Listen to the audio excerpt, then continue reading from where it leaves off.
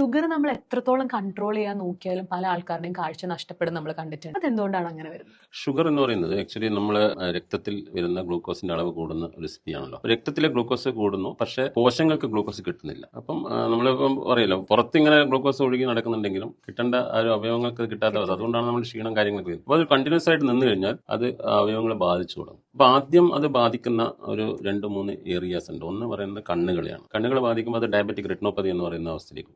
രണ്ടാമത് വൃക്കകൾ ബാധിക്കും, ഡയബറ്റിക് നെഫ്രോപ്പതി എന്ന് പറയും. മൂന്നാമതായിട്ട് നാഡികൾ ബാധിക്കും, ഡയബറ്റിക് ന്യൂറോപ്പതി. ഈ 3 കോംപ്ലിക്കേഷൻസ് ആണ് ആദ്യഘട്ടത്തിൽ വരുന്നത്. അതായത് ആദ്യഘട്ടം എന്ന് പറഞ്ഞാൽ 1-2 വർഷങ്ങൾക്ക് ഉള്ളിൽ എന്നല്ല, പറഞ്ഞൊരു 10 വർഷമൊക്കെ കഴിഞ്ഞ് കഴിഞ്ഞാൽ, ഇപ്പോൾ പൊതുവെ ഒരു കണക്ക് പറയുന്നത് 30% ആൾക്കാരിലൊക്കെ കണ്ണിന്റെ പ്രശ്നങ്ങൾ വന്നു തുടങ്ങും. ഒരു 10 വർഷം നമ്മൾ ഷുഗർ ശരിക്കും ശ്രദ്ധിക്കാതെ വെക്കുന്നത്. എല്ലാവർക്കും വരണമെന്നല്ല ഞാൻ പറയുന്നത്. 30% ആൾക്കാരിലൊക്കെ ശ്രദ്ധിക്കാതിരുന്നു കഴിഞ്ഞാൽ ഈ റെറ്റിനോപ്പതി വരാനുള്ള ചാൻസസ് ഉണ്ട്.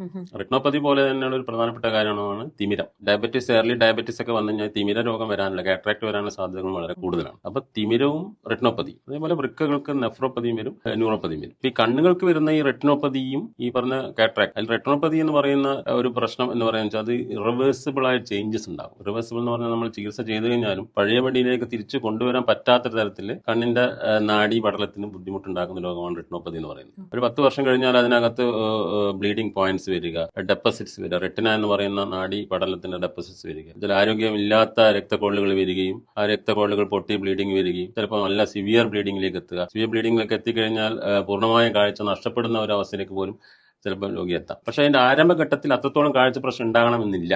പക്ഷെ അത് കണ്ടുപിടിക്കണമെങ്കിൽ ഒരു ഡോക്ടറുടെ പരിശോധനകൾക്ക് മാത്രമേ അത് കണ്ടുപിടിക്കാൻ പറ്റുള്ളൂ. ഇപ്പൊ നമുക്ക് നമ്മുടെ പൊതുവേ ഹ്യൂമൻ സൈക്കോളജി നമ്മൾ അറിയാം, ചെറിയൊരു പ്രശ്നങ്ങൾ വരുമ്പോൾ ആരും പോകത്തില്ല ഡോക്ടേഴ്സിന്റെ പോലെ, അത് വെയിറ്റ് ചെയ്ത് നിൽക്കും. ആ വെയിറ്റ് ചെയ്യുന്ന പീരീഡാണ് ഭയങ്കര കോസ്റ്റ്ലി ആയിട്ട് വരുന്നത്, ഭയങ്കര ഒരു ഇതാണ് ആ ടൈം നഷ്ടപ്പെടുക എന്ന് പറയുന്നത്. ഇപ്പൊ എല്ലാ രോഗങ്ങളും, റെറ്റിനോപ്പതി എന്ന് മാത്രം ഏത് രോഗങ്ങളും അതിന്റെ ആരംഭഘട്ടത്തിൽ കണ്ടുപിടിക്കുകയും അതിന് ട്രീറ്റ്മെന്റ് എടുക്കുകയും ചെയ്യുക എന്നുള്ളതാണ് അതിന്റെ ഏറ്റവും ഫലപ്രദമായ മാർഗം. ഈ റെറ്റിനോപ്പതി എന്ന് പറയുന്ന, ഡയബറ്റിക് റെറ്റിനോപ്പതി എന്ന് പറയുന്ന കാര്യങ്ങളും ഒരു 10 വർഷം കഴിഞ്ഞ് കഴിഞ്ഞാൽ കൃത്യമായ രീതിയിൽ സ്ക്രീൻ ചെയ്യണം. ഡോക്ടേഴ്സിനൊക്കെ 10 വർഷം അതിന് മുന്നേ തന്നെ എപ്പോഴും ചെയ്യാം. വർഷത്തിൽ ഒരു തവണയെങ്കിലും പോയിട്ട് ഒരു നേത്രരോഗ വിദഗ്ധന്റെ അടുക്ക പോയിട്ട് കണ്ണ് പരിശോധിക്കുകയും മറ്റു ബുദ്ധിമുട്ടുകളില്ല എന്ന് ഉറപ്പുവരുത്തുകയും ചെയ്യേണ്ടത് വളരെ അത്യാവശ്യം.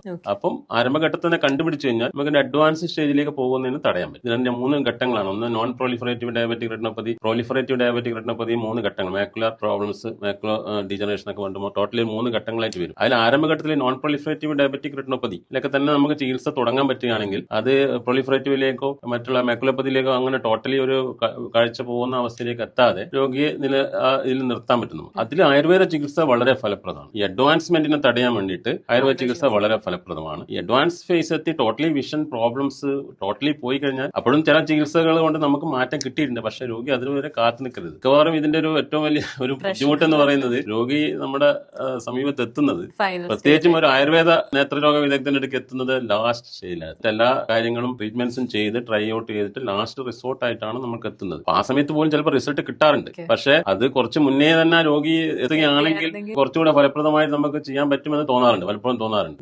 ഈ തരത്തിലുള്ള അകത്തേക്ക് ഇന്റേണൽ മെഡിസിൻസും അതിൻ്റെതായിട്ടുള്ള ചില പ്രത്യേക ചികിത്സകളൊക്കെ ചെയ്തു കഴിഞ്ഞാൽ ഈ റെറ്റിനോപ്പതിയിലും വളരെയധികം മാറ്റങ്ങൾ ഉണ്ടാക്കും. വളരെ നല്ല രീതിയിൽ മാറ്റങ്ങൾ, ചിലത് നമ്മൾക്ക് തന്നെ എക്സ്പെക്ടഡ് ചെയ്യാൻ പറ്റാത്ത രീതിയിലുള്ള ഒരു മാറ്റങ്ങൾ കിട്ടിയ അവസ്ഥകളൊക്കെ ഉണ്ടായിട്ടുണ്ട്. ടോട്ടൽ ബ്ലീഡിംഗ് ഒക്കെ വന്ന അവസ്ഥകൾ പോലും അത് ക്ലിയർ ചെയ്തിട്ടും കിട്ടാറുണ്ട്. അങ്ങനെ ഡോക്ടർ, ഇപ്പൊ ഈ റെറ്റിനോപ്പതി എന്ന് പറഞ്ഞ അസുഖം പറഞ്ഞല്ലോ, നമുക്ക് ഷുഗർ വന്നിട്ട് ഇത്ര നാള് കഴിഞ്ഞാലാണ് അത് വരിക, അങ്ങനെയൊക്കെ ഉണ്ട്? അതായത് ഏത് സമയത്താണ് അത് പ്രധാനം? ഇപ്പൊ ഞാൻ ജനറൽ ആയിട്ട് ഇപ്പൊ പറഞ്ഞാണ് ഒരു 10 വർഷം കഴിഞ്ഞ 30% എന്ന് പറഞ്ഞു. പക്ഷെ ചില ആൾക്കാരിൽ 2 വർഷം കഴിഞ്ഞാലും കാണാറുണ്ട്. അപ്പൊ അത് എന്ന് വെച്ചാൽ അൺകൺട്രോൾഡ് ഡയബറ്റിക് മെലിറ്റസ്, ഷുഗർ തീരെ കൺട്രോൾ ചെയ്യാൻ പറ്റാത്ത രീതിയിൽ പോവുകയാണെങ്കിൽ എന്ത് മെഡിസിൻ കഴിച്ചു കഴിഞ്ഞാലും അത് കൺട്രോൾ ചെയ്യുന്നില്ല. ചിലപ്പം ഹെറിഡിറ്ററി ആയിട്ട് വരുന്ന ഒരവസ്ഥ. ഹെറിഡിറ്ററി എന്ന് പറഞ്ഞു കഴിഞ്ഞാൽ നമ്മൾ ഫാമിലി പാരമ്പര്യമായിട്ട് ഷുഗർ ഉള്ള ആൾക്കാർ, അവർക്ക് വളരെ ചെറുപ്പത്തിൽ തന്നെ ഷുഗർ വരികയാണ്. അങ്ങനെയൊക്കെ വന്ന ആൾക്കാർ ചിലപ്പോൾ 2-3 വർഷം കൊണ്ടൊക്കെ ചിലപ്പോൾ വരാം. അപ്പോൾ ജനറലി ഒരു 10 വർഷമൊക്കെ കഴിയുമ്പോഴാണ് വരുന്നത്. പക്ഷെ അതിന് മുന്നേ എപ്പോഴും വേണം വരാം. അതാണ് ഞാൻ പറഞ്ഞത്, കറക്റ്റ് ആയിട്ട് അതിനൊന്ന് സ്ക്രീൻ ചെയ്യാന്നുള്ളത് വളരെ ആവശ്യമാണ്. സ്ക്രീൻ ചെയ്തിട്ട് കണ്ടുപിടിച്ചിട്ട് അത് പിന്നെ ലെഫ്റ്റ് അത് ഏത് സിസ്റ്റത്തിലേക്ക് പോകണം എന്നുള്ളത്, മെഡിക്കൽ സിസ്റ്റത്തിലേക്ക് പോകണം എന്നുള്ള രോഗിയുടെ ഒരു സ്വാതന്ത്ര്യമാണത്. അപ്പോൾ എനിക്ക് പറയാനുള്ളതെന്ന് പറഞ്ഞാൽ ആ സ്വാതന്ത്ര്യ സമയത്ത് ആയുർവേദ ശാസ്ത്രത്തിലും ഇതിന് വളരെ ഫലപ്രദമായിട്ട് അത് ചെയ്യാൻ പറ്റുന്നുണ്ട്. നമ്മൾ ചികിത്സ ചെയ്യുന്നുണ്ട്. അത് പബ്ലിക്കിനും ഒക്കെ ആൾക്കാർക്ക് അറിയുന്നില്ല. അതാണ് ഇതിന്റെ ഒരു ഡ്രോബാക്ക് എന്ന് പറയുന്നത്. ഡയബറ്റിക് റെറ്റിനോപ്പതി നേരത്തെ ഷോർട്ട് സൈറ്റ് പറഞ്ഞ പോലെ തന്നെ ഈ ഡയബറ്റിക് റെറ്റിനോപ്പതി വളരെ വളരെ ഇപ്പൊ നമ്മൾ സൊസൈറ്റിയിൽ ഒരു പ്രിവലന്റ് ആയിട്ടുള്ള കാര്യമാണ്. ഇപ്പൊ കേരളം എന്ന് പറയുന്നത് ഒരു ഇന്ത്യയിലെ ഒരു ഡയബറ്റിക് ക്യാപിറ്റലായിട്ട് മാറിയ അവസ്ഥയാണ്. അതിന് ഡയബറ്റിക് റെറ്റിനോപ്പതി പേഷ്യൻസ് ഇഷ്ടംപോലെ പേഷ്യൻസ് ഉണ്ട്. അപ്പൊ അതിൽ മോഡേൺ മാനേജ്മെന്റ് ഉണ്ട്, മോഡേൺ അവർക്ക് അവരുടേതായിട്ടുള്ള മാനേജ്മെന്റ് മെഷേഴ്സ് ഉണ്ട്. ആയുർവേദത്തിലും നമുക്കൊരു സെറ്റ് ഓഫ് മാനേജ്മെന്റ് മെഷേഴ്സ് ഉണ്ട്. അത് ഫലപ്രദമായിട്ട് നമുക്ക് കൈകാര്യം ചെയ്യാൻ പറ്റാറുണ്ട്, രോഗികൾ വരാറുണ്ട്. ഡോക്ടർ, അതുപോലെ തന്നെ നമ്മുടെ കണ്ണിനെ ബാധിക്കുന്ന വേറൊരു സംഭവമാണ് ഗ്ലോക്കോമ. അതെ. പലപ്പോഴും നമ്മളത് വരുന്നത് അറിയില്ല, നമ്മുടെ കാഴ്ചയെ മോഷ്ടിച്ചുകൊണ്ട് പോകുന്നൊന്നും നമുക്ക് അറിയാൻ പറ്റാറില്ല.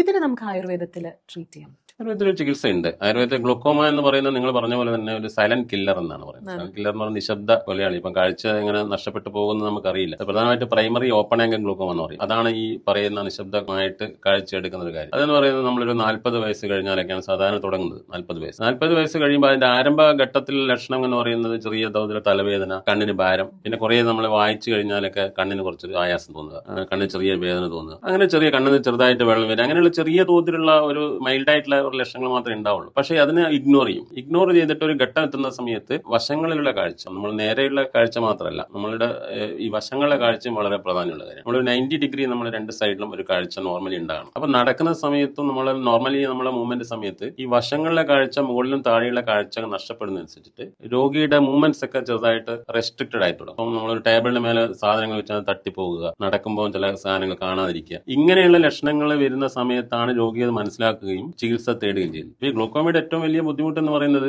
നഷ്ടപ്പെട്ട കാഴ്ച തിരിച്ചു കൊണ്ടുവരാൻ വളരെ ബുദ്ധിമുട്ടാണ്. ഓൾറെഡി ഇത് ഒപ്റ്റിക് നെർവിനാണ് ബാധിക്കുന്നത്. ഒപ്റ്റിക് നെർവ് എന്ന് പറഞ്ഞ് കണ്ണിൽ നിന്നും തലച്ചോറിലേക്ക് പോകുന്ന ആ ഒരു നാഡിയാണ് ഇത് ഗ്ലോക്കോമ ബാധിക്കുന്നത്. അപ്പൊ അതിന് എന്തെങ്കിലും തരത്തിലുള്ള അപചയങ്ങൾ വന്നു കഴിഞ്ഞാൽ തിരിച്ച് പൂർവ്വസ്ഥിതിയിലേക്ക് കൊണ്ടുവരാൻ പറ്റില്ല. അപ്പൊ നഷ്ടപ്പെട്ട കാഴ്ച നഷ്ടപ്പെട്ടു തന്നെയാണ്. അപ്പൊ 40 വയസ്സ് കഴിഞ്ഞ ആൾക്കാർ, എനിക്ക് പറയാനുള്ളത് 40 വയസ്സ് കഴിഞ്ഞ ആൾക്കാർ കൃത്യമായ ഇടവേളകളിൽ ഈ പറഞ്ഞ കണ്ണ് പരിശോധിക്കുകയും അവരുടെ കണ്ണിനകത്തുള്ള മർദ്ദം, ഈ ഗ്ലോക്കോമ എന്ന് പറയുന്നത് കണ്ണിനകത്തുള്ള ഇൻട്രാഓക്കുലർ പ്രഷർ എന്ന് പറയും, കണ്ണിനകത്തുള്ള പ്രഷറിന്റെ ഒരു അമിതമായിട്ടുള്ള ഒരു മർദ്ദം കൂടുന്ന അവസ്ഥ, അത് കണ്ടിന്യൂസ് ആയിട്ട് വന്നുകൊണ്ട് വരുമ്പോഴാണ് ഈ ഗ്ലൂക്കോമ എന്ന് പറയുന്ന രോഗം ബാധിക്കുന്നത്. അപ്പൊ കൃത്യമായ ഒരു ഇടവേളകളിൽ കണ്ണിന്റെ അകത്തുള്ള മർദ്ദം പരിശോധിക്കുക, പ്രഷർ പരിശോധിക്കുക, കണ്ണിന്റെ പരിശോധനകൾ ചെയ്യുക, ഇതിന്റെ ഗ്ലൂക്കോമ ഇല്ല എന്ന് ഉറപ്പുവരുത്തുക എന്നുള്ളത് മാത്രമേ നമുക്ക് ചെയ്യാനുള്ളത്. അപ്പൊ അത് ഉറപ്പുവരുത്തി കൃത്യമായി ചെയ്ത് കഴിഞ്ഞാൽ നമുക്ക് ആരംഭഘട്ടത്തിൽ തന്നെ കണ്ടുപിടിക്കാം. ഗ്ലൂക്കോമയിൽ ഏറ്റവും പ്രധാനപ്പെട്ട പോയിന്റ് നമ്മൾ മനസ്സിലാക്കേണ്ടത് അത് ആരംഭഘട്ടത്തിൽ കണ്ടുപിടിക്കുക എന്നുള്ളത്. ആരംഭഘട്ടത്തിൽ കണ്ടുപിടിക്കണമെങ്കിൽ ഈ തരത്തിലുള്ള കൃത്യമായ ഇടവേളകളിൽ പരിശോധന ചെയ്യണം. പരിശോധന ചെയ്തിട്ട് കൺട്രോൾ ചെയ്യാം. അങ്ങനെയാണെങ്കിൽ ഈ അഡ്വാൻസ്മെന്റ്, ഗ്ലൂക്കോമ വളരെ അഡ്വാൻസ് ആയി കഴിഞ്ഞാൽ ടോട്ടലി അത് കാഴ്ച പൂർണ്ണമായും പോകുന്നതാണ്. അപ്പൊ അത് നമ്മൾക്ക് മിക്കവാറും നേരത്തെ പറഞ്ഞ പോലെ തന്നെ ഏറ്റവും ബുദ്ധിമുട്ടുണ്ടാകുന്ന കാര്യം, രോഗികൾ മിക്കവാറും നമ്മളെ സമീപത്ത് എത്തുന്നത് അവസാന ഘട്ടത്തിലാണ് രോഗികൾ. ആ ഘട്ടത്തിൽ രോഗി ചിലപ്പോൾ എല്ലാ ചികിത്സയും ചെയ്യാൻ തയ്യാറായിട്ടായിരിക്കും വരുന്നത്. പക്ഷെ അവരോട് നമ്മൾക്ക് പറയാനുള്ളത് ഇപ്പോൾ ഇനിയുള്ള കാഴ്ച നിലനിർത്തുക എന്നുള്ള രീതിയിൽ മാത്രമേ പറയാൻ പറ്റൂ. അതിന്റെ ഏറ്റവും ദൗർഭാഗ്യകരമായ വസ്തുത. അപ്പം ജനങ്ങളുടെ അവയർനെസ് കൂട്ടണം. ജനങ്ങൾ നേരത്തെ തന്നെ കണ്ണുകൾ എന്ന് പറയുന്നത് എത്ര പ്രാധാന്യമുള്ള കാര്യമാണ് എന്ന് അവർക്ക് മനസ്സിലാക്കണം. നമ്മൾ ആയുർവേദത്തിൽ തന്നെ പറയുന്നത് സർവേന്ദ്രിയാണ് നയനം പ്രധാനമാണ് എന്നാണ് സംസ്കൃതത്തിൽ പറയുന്നത്. എല്ലാ ഇന്ദ്രിയങ്ങളിലും ഏറ്റവും ഇമ്പോർട്ടന്റ് ആയിട്ടുള്ളത് കണ്ണാണ്. അപ്പൊ കണ്ണിന്റെ പരിശോധന എന്ന് പറഞ്ഞാൽ വളരെ ഇമ്പോർട്ടന്റ്, കണ്ണിന്റെ സംരക്ഷണം എന്ന് പറയുന്നത് വളരെ ഇമ്പോർട്ടന്റ് ആയ കാര്യമാണ്. അപ്പൊ അങ്ങനെ ചെയ്ത് കഴിഞ്ഞാൽ ചികിത്സ, ആയുർവേദ ചികിത്സ എന്ന് പറഞ്ഞു കഴിഞ്ഞാൽ രോഗികൾ നമ്മൾ കൃത്യമായ രീതിയിൽ ചികിത്സകൾ ചെയ്ത് കഴിഞ്ഞാൽ ഫർദർ അഡ്വാൻസ്മെന്റിന് ഗ്ലാക്കോമ വളരെ സഹായിക്കുന്നുണ്ട്. ഒരു പരിധി വരെ ഒക്കെ ചിലപ്പോൾ നമ്മളൊരു നെർവ് സ്റ്റിമുലേഷൻ വന്നിട്ട് ചെറിയ റിവേഴ്സ് ചെയ്യാൻ വേണ്ടിയിട്ടും പറ്റിയ കേസസ് നമുക്ക് ഉണ്ടാകാറുണ്ട്. പക്ഷെ അഡ്വാൻസ്മെന്റിൽ തടയാന്നുള്ളത് തന്നെ വളരെ പ്രാധാന്യമുള്ള കാര്യമാണ്.